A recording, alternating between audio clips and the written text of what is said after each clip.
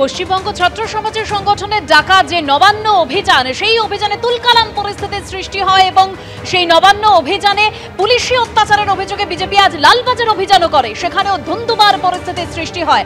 আর আগামীকাল থেকে 12 ঘন্টার বন্ধের ডাক দিয়েছে বিজেপি। মাসকট স্পিন কন্ট্রোল ল্যাবের পরীক্ষায় এটি প্রমাণিত। কেয়াসেট আলোপেক্স পেন্টা অ্যাক্টিভ নতুন চুল গজাতে সাহায্য করে, চুল পড়া বন্ধ করে। Keya Seth Alopex penta active 10 hair fall প্রবলেমের একমাত্র সলিউশন। নবান্ন অভিযানে তুলকালাম বন্ধের ডাক বিজেপি। আর পরশু থেকে লাগাতার ধর্নার প্রস্তুতি বিজেপির। সুকান্ত মজুমদার তিনি বলেছেন, যদি কোর্টের অনুমতি পাওয়া যায় তাহলে পরশু থেকেই ধর্না। আর এদিকে কুণাল ঘোষ এই নবান্ন অভিযান নিয়ে বলছেন যে এটা নবান্ন অভিযান নয়, সমাজ বিরোধীদের অভিযান। এই বনকে সর্বাত্মক করুন। এই বন স্বেচ্ছাচারী এবং স্বৈরাচারী সরকারের হাত থেকে পশ্চিমবঙ্গকে রক্ষা করার পথ এবং গণতন্ত্র, স্বাধীনতা এবং আমাদের সুরক্ষা, আমাদের ধর্মীয় সুরক্ষা এখানে থাকছে না, স্বাধীনতা থাকছে না, মত প্রকাশ করতে পারছে না মানুষ। আরজি করে এত বড় ঘটনা ঘটে গেছে, ভয়ে কেউ বলতে পারছে না, সাহস নেই মানুষের। এটাকে গণতন্ত্র বলে? এই গণতন্ত্র প্রতিষ্ঠার জন্য আগামীকাল 12 ঘন্টার বন্ধকে সর্বাত্মক বন্ধে পরিণত করুন। এখানে পুলিশ সংযত, সবাই দেখেছে হামলা কারা করেছে, কারা ব্যারিকেড ভাঙতে গেছে। পুলিশ মবকে ডিসবার্স করতে যেটুকু না হলে নয় সেটুকু করেছে। আর বাংলা বন্ধ ডাক দিচ্ছেন সুকান্ত মজুমদার। আগামীকাল 28শে অগস্ট পশ্চিমবঙ্গের বুকে কোনো বাংলা বন্ধ হবে না। বিজেপি চক্রান্তমূলকভাবে বাংলা বন্ধের ডাক দিয়েছে। এই বাংলা বন্ধের ডাক মানুষ ব্যর্থ করুন। পশ্চিমবঙ্গ ছাত্র সমাজের ডাকে আজ নবান্ন অভিযান, আর সেই অভিযানে পুলিশে অত্যাচার হয়েছে এই অভিযোগে ডোরিনা ক্রসিং এ পশ্চিমবঙ্গ ছাত্র সমাজের ডাকে অবরোধ, লাঠিচার্জ করে সেই অবরোধ হঠিয়ে দিল পুলিশ।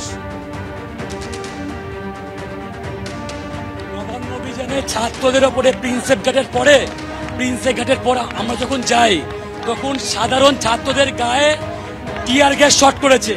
আমরা জানি হচ্ছে দূরে ছড়ে, আমার গায়ে শট করে টিয়ার গ্যাস, জলের মধ্যে অ্যাসিড দেওয়া ছিল, লঙ্কার গুঁড়ো, সারা শরীর চলছে, সারা জামা প্যান্ট ভেজা, ছাত্রদের পিটিয়ে ফাটিয়ে ফেলেছে পিঠ। এই মুখ্যমন্ত্রীর অবিলম্বে পদত্যাগ করা উচিত। ডোরিনা ক্রসিং এর ছবি দেখতে পাচ্ছি, পুলিশ একে একে লাঠিচার্জ করছে, পুলিশ সেই আমরা ছবি দেখতে পাচ্ছি। পুলিশের রণংদেহী ভূমিকা। কিছুক্ষণ ধরে পশ্চিমবঙ্গ ছাত্র সমাজ তারা আজকে এখানে অবরোধ করছিল এবং সেই জায়গায় আজকে পুলিশ লাঠিধারী পুলিশ তারা আজকে উত্তেজিত হয়ে তাদের তাড়িয়ে নিয়ে যাচ্ছে। আমরা পিছনের ছবিটা দেখাবো একদম ধর্মতলার মোড়ে ডোরিনা ক্রসিং থেকে এসএল ব্যানার্জি রোড পর্যন্ত পুলিশ চলে এসছে। আমরা সেই ছবি দেখতে পাচ্ছি, একদিকে গাড়ি চলছে, তার মধ্যেই পুলিশের ধরপাকড় শুরু হয়ে গেছে। আমরা দেখছি পুলিশ কিভাবে রণংদেহী ভূমিকা নিয়েছে ছাত্রদের আন্দোলনকে তোলার ব্যাপারে। আমরা দেখছি সেই ছবি, আমরা দেখছি বিভিন্ন জায়গা থেকে বের করে এনে যারা আজকে আন্দোলন করছেন, ধর্মতলাকে অবরোধ করে রেখেছেন, তাদের সরিয়ে দিচ্ছে পুলিশ। আমরা সেই ছবি একদম সরাসরি দেখতে পাচ্ছি। আমরা দেখতে পাচ্ছি সেই ছবি, এসএল ব্যানার্জি রোডে লাঠিধারী পুলিশ একটার পর একটা যারা আন্দোলনকারী আছে তাদের সরিয়ে নিয়ে যাচ্ছে। আবার পুলিশ মূল রাস্তার দিকে চলে যাচ্ছে। আমরা সেই ছবি দেখতে পাচ্ছি সরাসরি। অর্থাৎ সব মিলিয়ে যে নবান্ন অভিযান শেষ হওয়ার পরেও ডোরিনা ক্রসিং এ কার্যত বিক্ষোভ দেখাতে শুরু করলেন পুলিশি অত্যাচারের বিরুদ্ধে, লাঠিচার্জের প্রতিবাদে যে ছাত্র সমাজ, তাদের সেই আন্দোলনকে আজকে পুলিশ লাঠিচার্জ করে আবার তুলে দিল। আমরা একটার পর একটা ব্যারিকেড দেখতে পাচ্ছি। সেই ছবি বিশ্বজিৎ শাহ সেই ছবি দেখাচ্ছে, একদিকে গাড়ি চলছে, তার মধ্যেই অবরোধ তুলছে পুলিশ। সব মিলিয়ে গোটা দিন ধরে পুলিশের সঙ্গে আজকে আন্দোলনকারীদের খণ্ডযুদ্ধ চলছিল।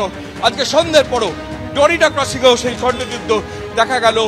একদম কলকাতা পুলিশ বেশ কিছুক্ষণ ধরে বিক্ষোভ, আন্দোলন, অবরোধ থাকার পর আমরা দেখতে পাচ্ছি সেই ছবি, রণংদেহী মূর্তিতে পুলিশ লাঠি দিয়ে সেই আন্দোলনকে ভেঙে দিল। এখান থেকে সরিয়ে দেওয়া হয়েছে যারা আন্দোলনকারী তাদের।